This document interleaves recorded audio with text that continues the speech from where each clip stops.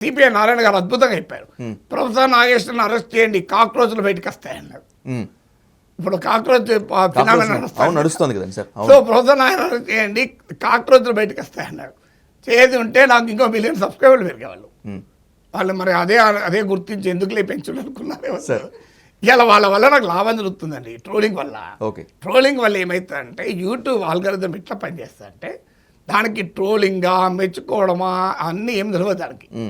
అది ఒకటి నువ్వు కొడితే యాక్షన్ అనుకుంటుంది, అది మిషన్ కదా. సో ఎక్కడ మనం ట్రోలింగ్ చేస్తున్న కొద్దీ అది మన వీడియోలో సర్క్యులేట్ చేస్తూ ఉంటుంది. సో మంచిదే కదా, benefited by them. Okay. So అందుకే వాళ్ళకి థ్యాంక్ యూ వెరీ మచ్ చెప్పడం ఏమున్నది.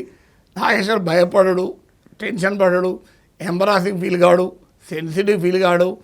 సో నేను ఇప్పుడు కాదు స్టూడెంట్గా ఉండే భయంకరంగా లాఠీ దెబ్బలు తిన్నండి విద్యార్థుల సమస్యల పైన. ఆ రోజే ముషిరాబాద్ జైల్లో 3 రోజులు ఉన్నా.